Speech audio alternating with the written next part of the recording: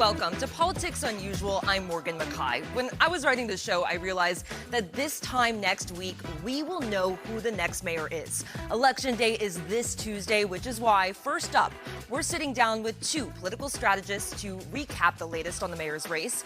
Then next, we're turning our eyes to the New Jersey governor's race with Alyssa Maurice from Stockton University.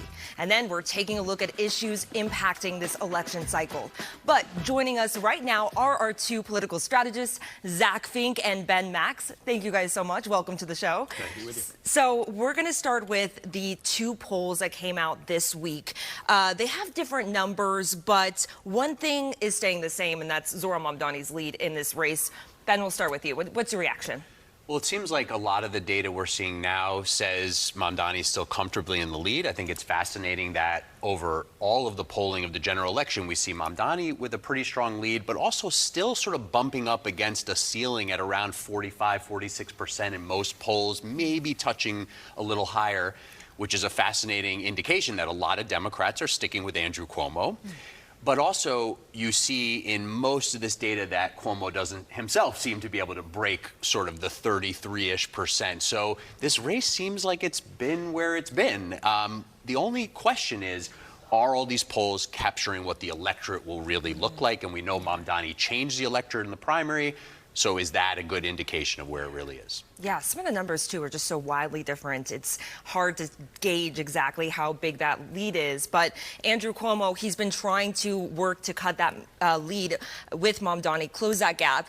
And we're seeing him ramping up his messaging, his campaigning.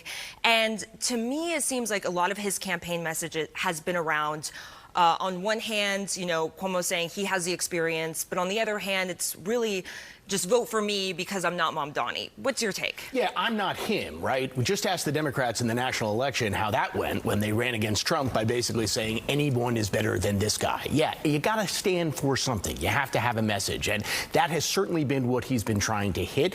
It may even work with a certain swath of the electorate. I mean, the early indications, the data showed that it was older voters, for example, coming out. I think that's since evened out. But now that we have a kind of more normal-looking electorate who normally vote in elections, it's probably fair to say that the polls are pretty accurate in terms of the reflection of where the race is. Yeah, and one of Cuomo's big attack points has been that Mamdani won't be able to accomplish a lot in Albany. You used to be a reporter up in Albany and here in New York City, and you guys both know Albany well. How much of these policies that Mamdani's pitching, like freeze the rent, free buses, is really going to actually happen if he's elected? Well, I think that's a big outstanding question. We don't know what the sort of political policy landscape exactly will be. It's a pretty important indicator that Zohran Mamdani's been endorsed by Governor Kathy Hochul, endorsed by the leaders of the state Senate and the Assembly, who have been looking to do some of these things, including more tax increases for a long time, but stopped by the governor. So it will be, if he comes in with a relatively strong win here, he will have a friendly playing field, but some real battles and hurdles to overcome. And one of the biggest questions for a Mayor Mamdani dealing with Albany is, what are you willing to sort of take as a compromise? What are you willing to accept and take as a win, even if you're not getting your sort of whole loaf? And I think he's talked about being willing to have an incremental set of successes here. Yeah, no, and to that question, I mean, the truth is he can't do any of the things you just said. I mean, he doesn't have the power technically to do it. You know, New York cannot raise its own taxes without Albany's say-so. So, look, he's running on free ice cream. He's not the first guy to do that. You know, how much is he going to be able to deliver? I imagine that Hochul, also heading into her re-election, is going to want to give him something. And she is not going to want the Democratic base to abandon her. At that rally a week or so ago, it was the crowd that was chanting tax the rich at her when she came up to talk to them. That's an indication that these are the people she's going to need to come out with enthusiasm. So she's going to have to deliver at least one plank that he's promising. That's so key that Hochul wants the Mamdani voters in her 2026 election. There seems to be clear alignment on expanding childcare, right? So I would expect something to happen there. Yeah.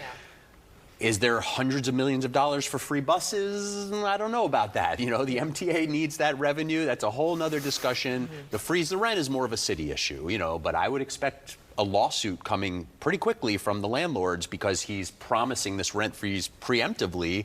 And there's a rent guidelines board that's supposed to make that decision. Right. Yeah. And we also don't know if some of these federal cuts are going to go through this next year and if the state budget is going to be already dealing with a budget deficit. But I've discussed this before on this show, and it's something I think is just really interesting is that a lot of people comment on Mamdani's rise and whether or not, is democratic socialism growing in New York City, or was it a perfect storm? I think that's such an interesting topic. What do you think? I think that you call it what you might, right? Socialism is the new word. In the 60s, they called it liberalism because they wanted to get away from the Cold War connotation of socialism. It's the same thing. I mean, if you believe in free healthcare, if you believe in free education, those are socialist policies. Elsewhere in the world, it's not a dirty word. Here it is. So I don't think it's much more than that. I mean, Bernie Sanders was the first person to kind of proudly declare, I'm a democratic socialist. And Mamdani says the same thing. But I don't think it's very different than old school liberalism.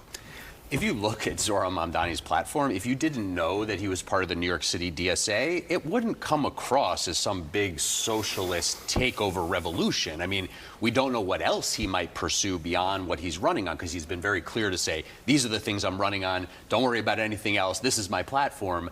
So there's some questions there about, sort of what they'll pursue. But this is it's sort of a pretty just regular progressive, it's very reminiscent of Bill de Blasio. We've seen a lot of this before, but is DSA a growing force in city and state politics? Absolutely. I mean, we've seen that. Yeah. Absolutely. Now, in the Emerson College poll that came out this week, Curtis Lewa's lead jumped from like 10 points. He went from like 10%, 11% to 21%. Do you think this is a sign at all that maybe he will do better in this election than the polls are predicting? I mean, historically, Republicans, no matter who the Republican candidate is, gets about 30% of the vote in New York City. Given that Cuomo's in the race, that might split a little bit, so it would be slightly less, but it would not surprise me. I mean, anecdotally, I've been hearing that on Staten Island, for example, Curtis voters are coming out in droves. And that's bad for Cuomo because he won both Staten Island and the Bronx, both of which have had abysmal early voting numbers. But from what I'm hearing, yes, there are very enthusiastic Curtis Lewa supporters who did not bow to calls to get out of the race or not waste their vote, quote unquote. They're actually sticking with him. You have to remember, too, Republican voters, by and large, voted against Andrew Cuomo in 4 straight elections for Attorney General and for governor, and against his father. So these are, it's a tough pill for a lot. We've seen a lot of Republican elected officials come out and say, we love Curtis, but we got to go with Cuomo. But for regular voters, that's a tough pill to swallow for a lot of Republicans. Yeah, the GOP party has been painting Cuomo as the enemy, as the everything that's wrong in the city and state on Cuomo for the last 10 years while he was governor. It's hard to now shift and say, just actually forget about that. So there's already been a record high early voter turnout. How accurate are the polls when you have such a high number of voters coming out? I think it's a good picture of the electorate, what it normally looks like. I mean, look, the records on Thursday were kind of went in the other direction because it was the rainstorm. People didn't actually come out. Look, it's hard to predict. I think, Morgan, it's going to end up being pretty similar to what we've seen in past elections. I think it'll be a little more, but not that much. I think numbers of 2 million are very ambitious. Yeah, we've seen 1.1 million in a lot of these general elections recently for mayor. We'll probably surpass that, but the question is by how much? And again, there's no reason to think that the Mamdani turnout operation with all of their field work and all of their volunteers are not going to bring their voters back out because of how much voter contact they're doing. But we'll see. I mean, stranger things have happened in politics where maybe lots of his voters thought the Democratic primary was the whole ballgame and they don't need to come back out. But again, they're contacting, they have these tens of thousands of volunteers. They're contacting everybody to come back out. He had millions of dollars in the bank going into the final week or so. They're putting out more ads. So you have to think the Mamdani voters are coming out. The big question, I think, still is, does the Sliwa vote collapse and go to Cuomo? But it doesn't seem like it is, and that would be the ball game. It also might not be enough. And, look, a volunteer army is better than a paid army, and that's what you have with Mamdani. That's why I'd rather go to war with. Yeah, and you can vote early until Sunday. And then really quickly, if Andrew Cuomo loses the election, what do you think is next for him? Do you think maybe he challenges Governor Kathy Hochul in the primary next? What do you think is next? Without question, yeah. I think he will try and run for governor no matter what happens in this election. I think that's probably not a great idea, but knowing him and what we've seen this last year or so in terms of his ambition, I think he will at least try, or at least his aides will go out to the press and be like, hey, do you see those numbers? They're pretty good for Andrew Cuomo. What do you think? So they'll definitely test the waters. Wow. Interesting. I'll leave it to Zack for that. I mean, that's, I can't top that prediction, so we'll see. And if Mamdani loses the election, what do you think is next for him? Do you think he tries again? Well, next for him is another session in the assembly, which he didn't think he's going back to, so we'll see. Yeah, I mean, you would have to, if somehow Cuomo squeaks out a narrow victory here, you would have to think Mamdani takes another look at citywide office, but there's a lot of other possibilities. I mean, he's 34, so he's got a lot of time ahead of him to consider what to do. But yeah, you would absolutely think whoever wins this election will be very interesting to see who they face in a primary in 2029 for the Democratic nomination for mayor, right? I mean, if it's Mamdani, you see, does the centrist wing of the party try to run somebody? That'll be very interesting to see. Yeah. Well, I cannot appreciate enough having you guys on here, giving your guys insight. It's so good to have you both on. Thank you so much. Thank you. Coming up next, the other big race capturing national attention. We're taking a look at the battle to become New Jersey's next governor.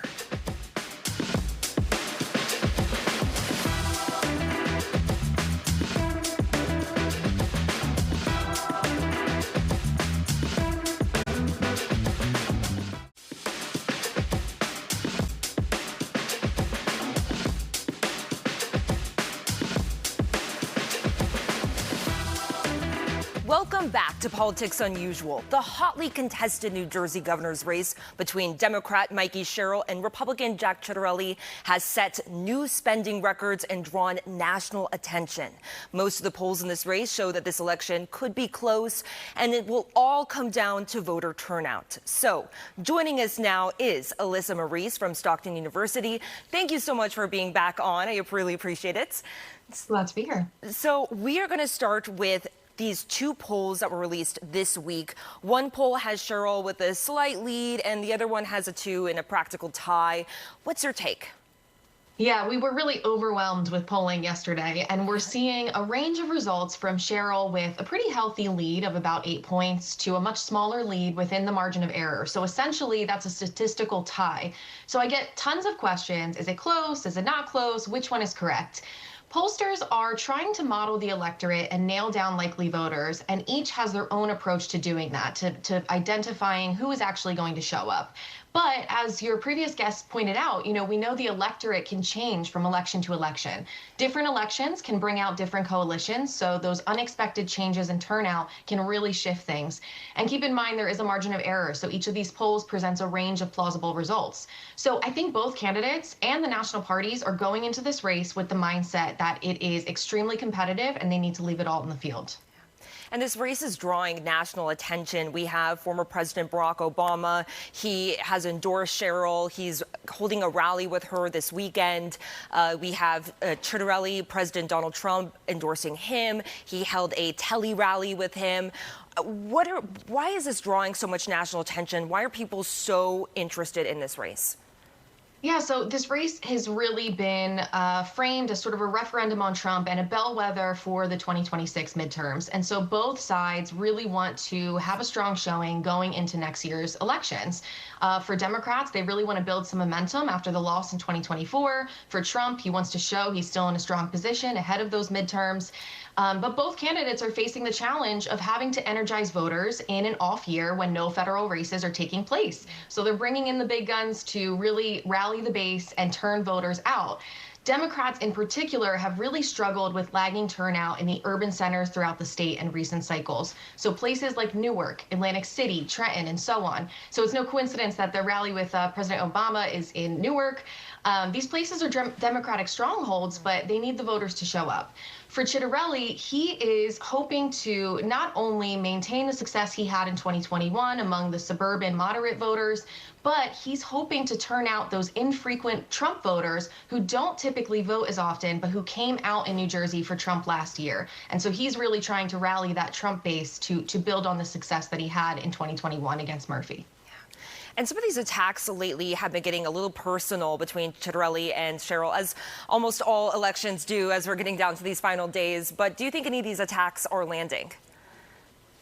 Yeah, I think it's really just a testament to how close the candidates see this race, that the attacks really did ramp up later in this election cycle. I don't know. I think the main issue that really lands with voters right now is the economy. It's affordability. I don't know that those personal attacks are moving the needle as much as the emphasis on those affordability issues. Both candidates have really made it central to their campaigns in different ways. We know that cost of living is a perennial issue in the state. Both acknowledge there's an affordability problem, but they attribute it to different reasons. Cheryl ties those state problems to the Trump administration when she's talking about tariffs or the suspension of funding for the Gateway Tunnel, or really any funding cuts coming down from the federal level. And Chitterelli, he frames it as a state leadership issue and, puts the blame on Murphy. For example, when he talks about rising energy costs, he ties it to decisions around energy policy made by Murphy. So, I think those are the issues that voters are really paying attention to. It just comes down to the economy. What are candidates doing right now in these final days? What's going to be their strategy heading into the weekend here? So, I think Cheryl is going into the weekend and Election Day with some wind in her sails for a few reasons. Democrats have a significant registration advantage in the state by more than 800,000 voters. So although Republicans have been narrowing that registration gap, that edge is still there. And, the national environment does lean in her favor right now. Voters in New Jersey tend to vote in opposition to the party in the White House. We know they're not happy with, Trump and Republican leadership. So those dynamics do kind of work to her advantage. So she's going to continue to play into those dynamics and try to turn out the base.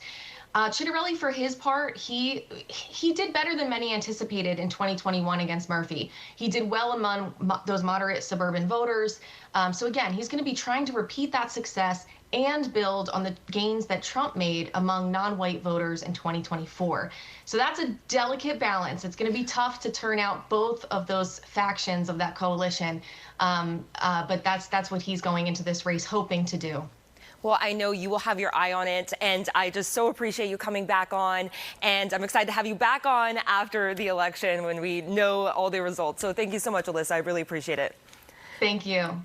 And we're going to pivot back to the mayor's race. There are no shortage of opinions. We're taking the pulse of the people next.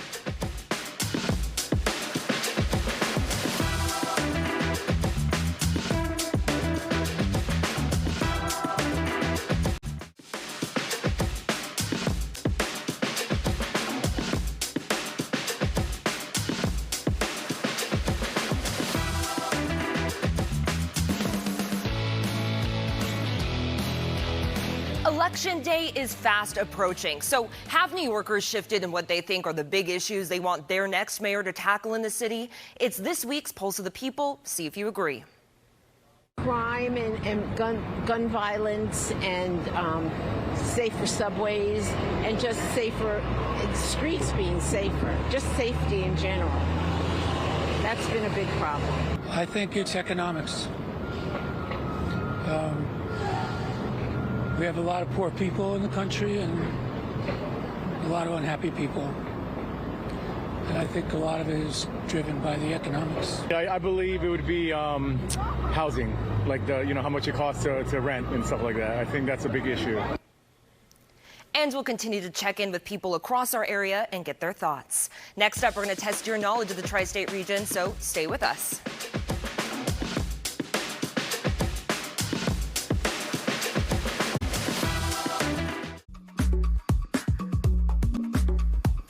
In the spirit of Halloween this week, we're flashing back to October 30th, 1962. New York City Mayor Robert Wagner declared Halloween to be UNICEF Day, which stands for the United Nations International Children's Emergency Fund. After World War II, parents and politicians were trying to shift kids away from the usual night of pranks, and as trick-or-treating started to gain traction here in New York City, Mayor Wagner wanted to shift the emphasis of the night to charity. The trick-or-treat for UNICEF tradition still continues on to this day. Finally, tonight we're testing your knowledge. Last week we asked you, what year did Manhattan reach its population peak?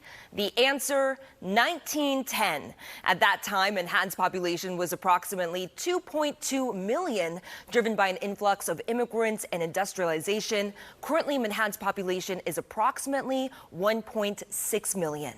Now, to this week's question. Which New York City airport originally opened as Idlewild Airport? Now, don't Google the answer, but if you want to take a shot at it, go ahead and scan that code on your screen. That's going to take you to our website, fox5ny.com, where you can type in your answer, then check back here next week to see if you're right.